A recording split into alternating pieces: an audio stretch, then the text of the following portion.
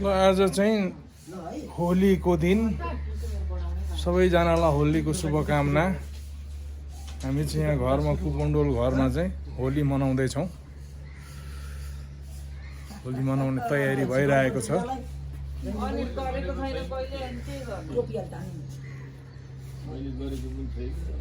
2080 सालको होलीको शुभकामना।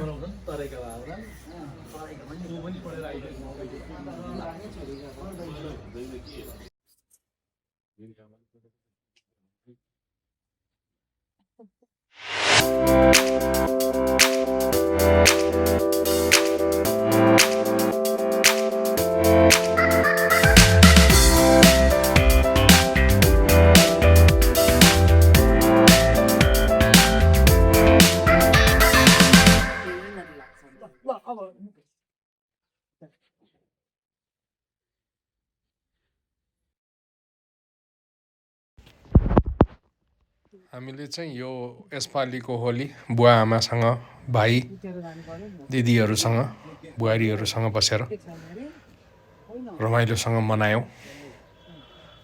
एकदमै राम्रो मौका मिल्यो होली मनाउनलाई, फ्यामिली टुगेदर। यहाँको होली वास्तवमा मनाउन नपाएको पनि धेरै नै वर्ष भयो, गनेर पनि साध्य छैन।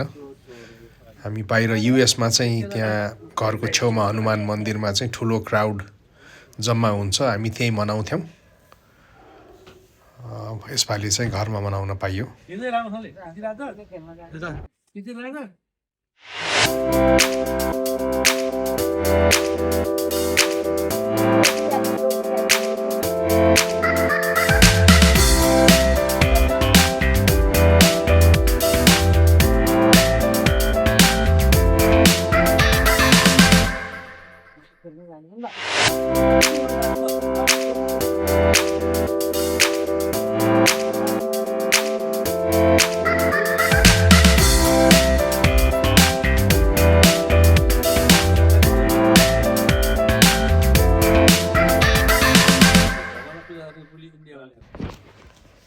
अब हामी चाहिँ बुवा आमाको होलीको टिका थाल लगाएर प्रसाद खान दिनुभयो हामीलाई।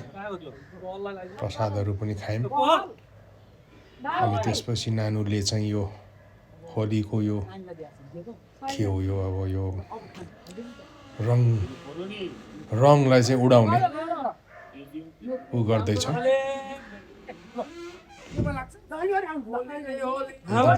फन भयो यहाँ।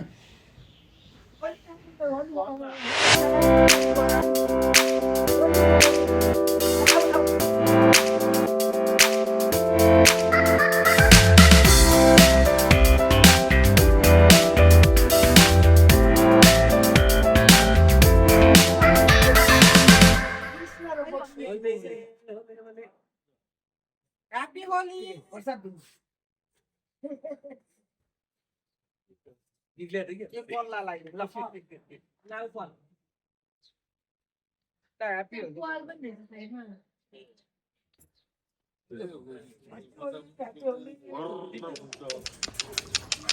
यहाँ मेरो भाइको घरमा चाहिँ दुईटा पेट पालेको छ। भाइ एकदमै पेट भनेपछि एकदमै यसलाई मनपर्छ। ट्रेन्ड पनि छ एकदम, जे हराए त्यही गर्छन्। नमस्कार गर्दैछ।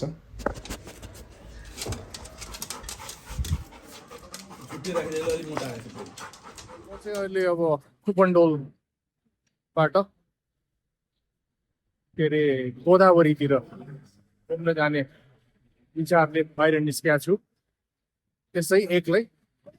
अनि साझा बसमा, यो चाहिँ साझा बसको बस स्ट्यान्ड रहेछ, यहाँ वेट गरिरहेको छु। अनि साझा बस आउँछ, म यहाँबाट गोदावरीतिर जान्छु।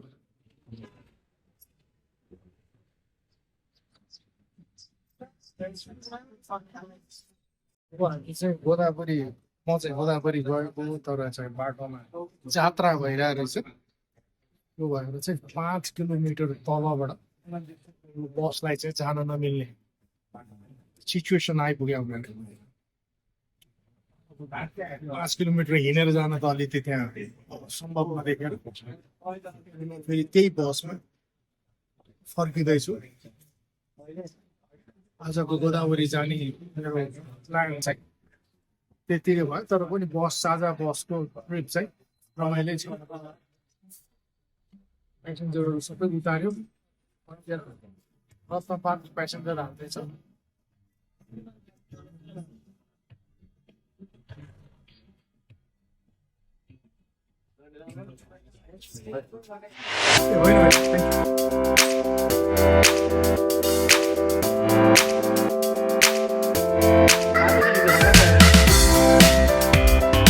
चाहिँ रोक्दै पेसेन्जर चलाउँदै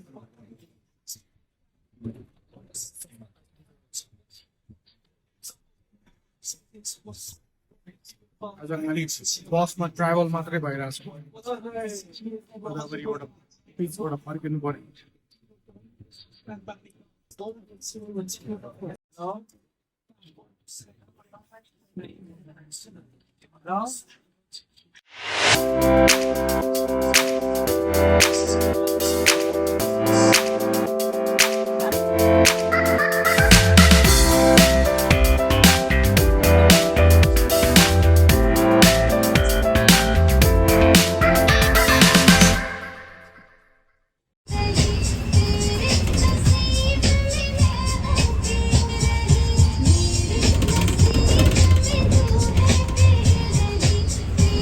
मलाई बसमा अन द वे मेरो साथीले फोन गरेर पुलचोकमा उत्रिनको लागि भन्यो र म साथीलाई भेट्न पुलचोकमा उत्रिएँ। नानीले चिया ल्याइन हामीलाई नानी धन्यवाद है नानी चियाको लागि धेरै धेरै धन्यवाद दिस इज गुड जीवन अरू के छ सब रमाइलो छ जीवन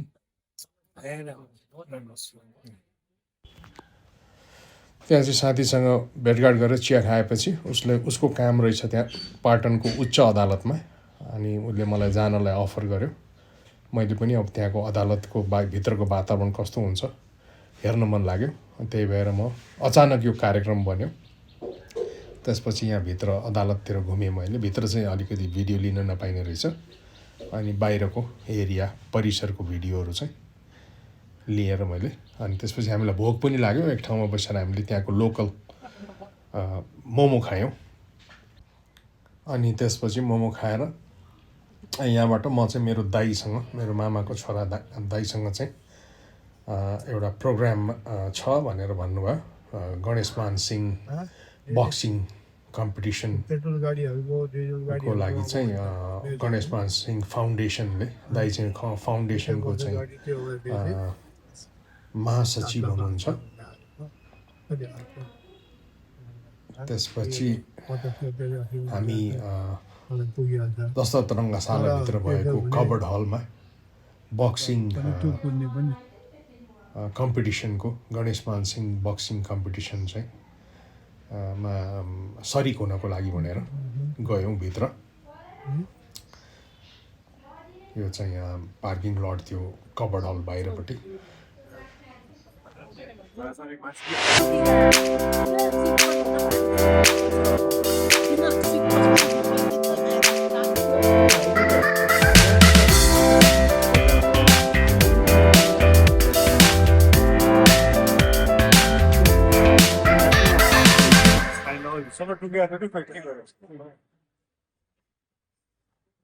Sixth Ganeshman Singh National Boxing Tournament को आज इनोग्रेसन हुँदैछ यहाँ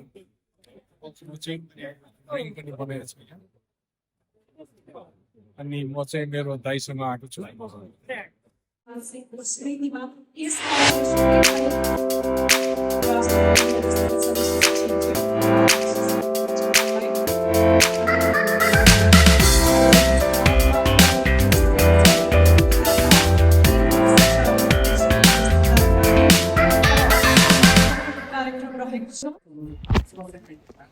कार्यक्रम रमाइलो थियो हामी निकै बेर बसेर रमाइलो हेऱ्यौँ।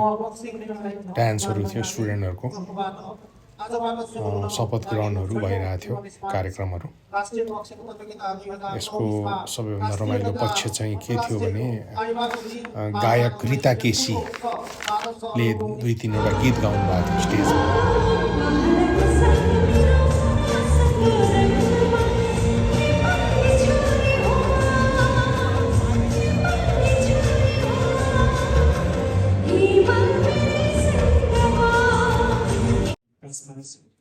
कार्यक्रममा उपस्थित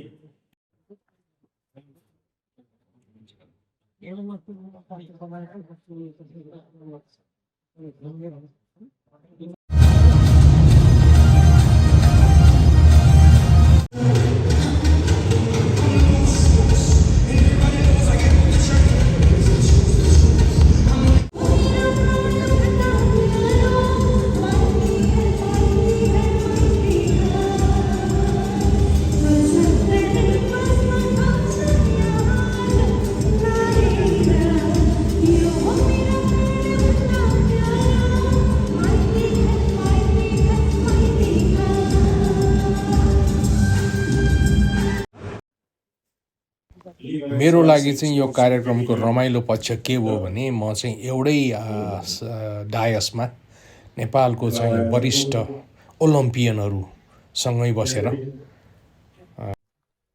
ओलम्पियन भाइहरू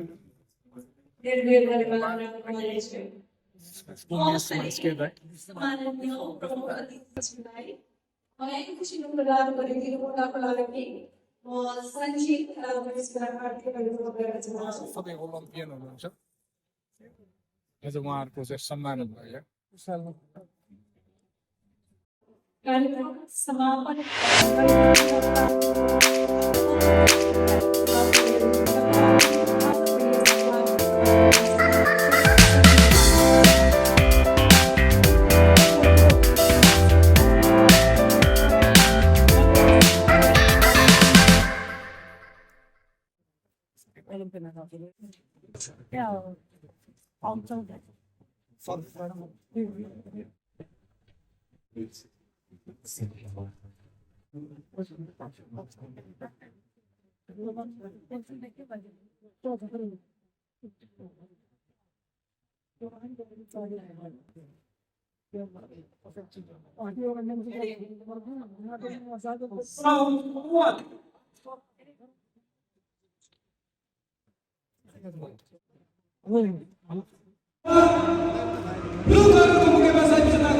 कहाँ 25 भने 40 भयो नि। 40 वर्ष अगाडि यो साथीहरूसँग भेट भयो।